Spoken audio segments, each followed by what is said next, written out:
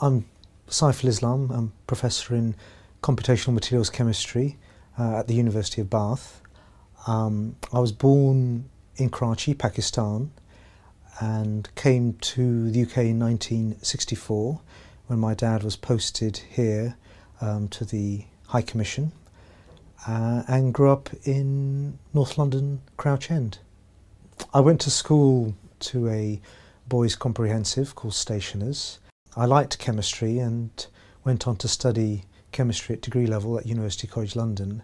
And then after that stayed on to do a PhD looking at structures and properties of crystalline materials, but using computer modelling techniques. Appearances can be misleading, both in my research and in my name. In terms of my research, I'm a chemist that doesn't wear a white lab coat. I do computer modelling using very powerful supercomputers to look at complex materials. In terms of my name, Saiful Islam, the surname obviously suggests a particular religion. Even though I grew up in a Muslim household, I eventually, whether I had any faith I don't know, but I became more atheist and non-religious. And I think it really mirrored my fascination with science and the rational and scientific method, and possibly because my dad wasn't strongly religious, so he never pushed it upon me, and I always feel that children should have that space to explore faith themselves or no faiths at all. I feel in a way, very fortunate. I'm a professor at a major university, and I have to say through my academic career I've never felt any prejudice in terms of my race within the university environment and through the academic environment. It's always been very collaborative and supportive, as it should be.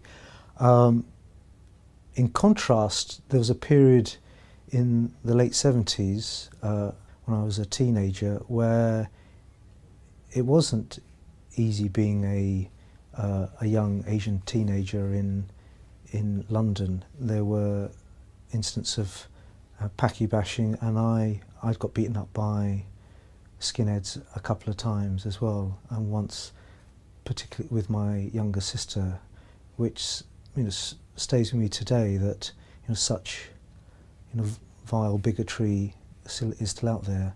Thankfully a minority, but worryingly there is a bit of rise of neo-fascism in parts of Europe right now, but I think in Britain and in the academic environment that's not visible. I think it's well established that one of the biggest challenges of this century is the energy challenge, developing cleaner, sustainable energy.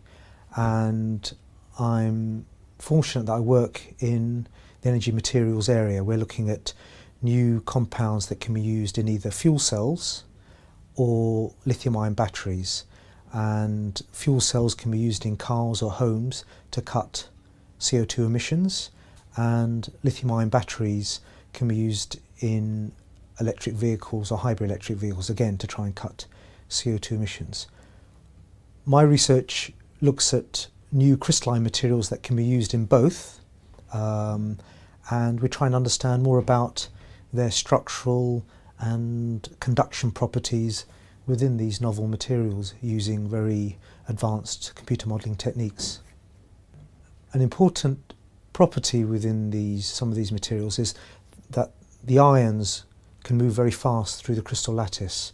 That's called ion conduction, but it's very difficult to probe by experiment alone.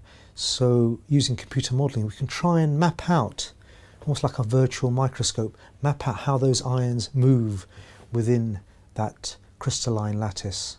And understanding those properties are very important, understanding the function of a battery or a fuel cell. Because of the energy research that I've just described, I think it's a really exciting time to be a scientist in general and a chemist in particular, because we need chemistry to develop new green technologies. Another aspect of science which is great is that it's really open to everyone, And if you're really interested and passionate about science, you can get really involved. And I'd say that that sense of wonder and beauty about the natural world is fulfilled by studying science.